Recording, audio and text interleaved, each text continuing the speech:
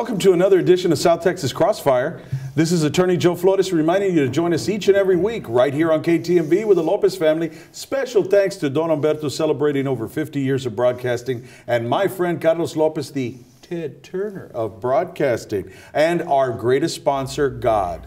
Without him, none of this is possible, and without you all being there and our supporters, we really thank you. And you can also check us out on the web, www.southtexascrossfire.com, or you can check it out on youtube.com, youtube.com, by typing in my name, Joe Flores, or South Texas Crossfire, and also in Laredo, and soon to be in Houston, Texas, and we're also in San Antonio. With me today, I have the distinct pleasure of bringing on Homero Villarreal, the publisher of El Defensor and owner of Royal House Publishing, and the much touted La Politica, the new publication. Welcome, Homero. How are you? It's an honor to be here, Joe. Well, you know, Homero, you know, a lot of people don't know your background. You also have been on radio. You've been published. You also have a background. You attended Texas A&M University College Station.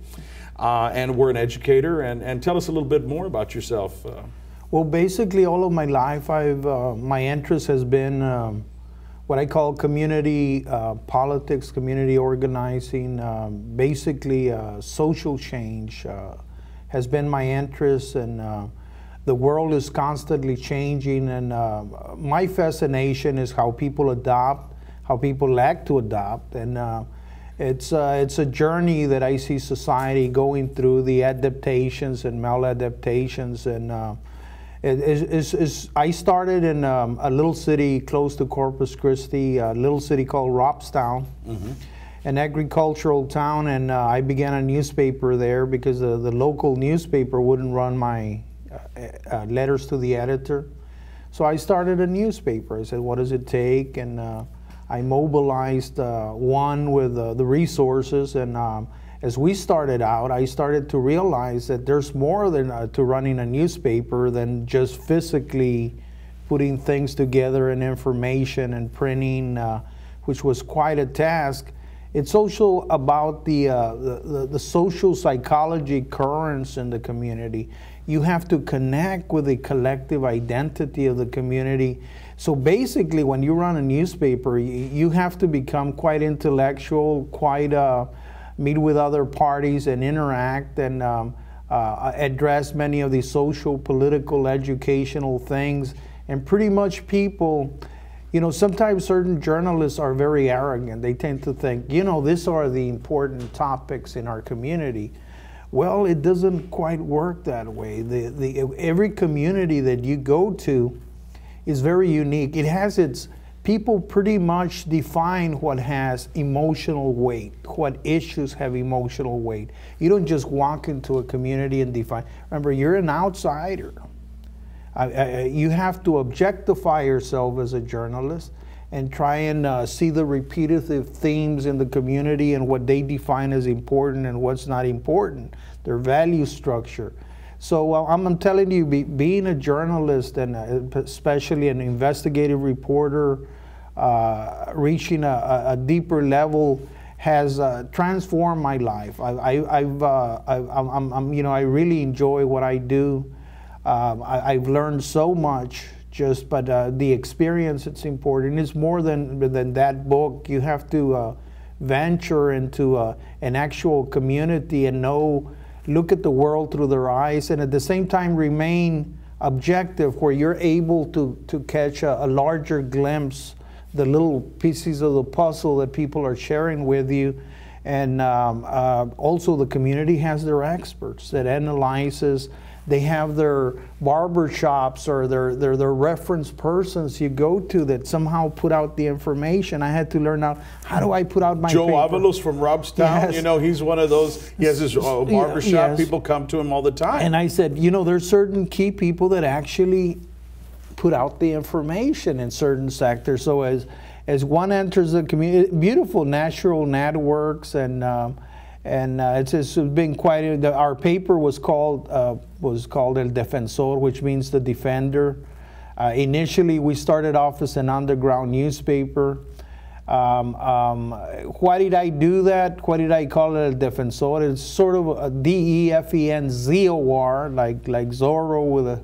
Anyway, because I wanted a certain mysticism about it. You know, there's this, you know, I grew up watching Zorro and Batman and all this when we were kids. But somehow, when you look at the poor communities, you tend to see that people have this oppressed mentality, that somehow they've been dominated by the larger society. Such as Mexican American community. Yeah, especially in isolated Mexican American community. Remember, the Mexican American community not too long ago, the 50s, the 60s, the Civil Rights Act came along. The Civil Rights Act of 1964, where pretty much they were intimidated in the polls. The isolation. Then we have the famous case of Rodriguez here next to Corpus Christi versus Driscoll ISD. Driscoll ISD. This was a case that was won before Brown versus the Board of Education that actually ended separate but equal.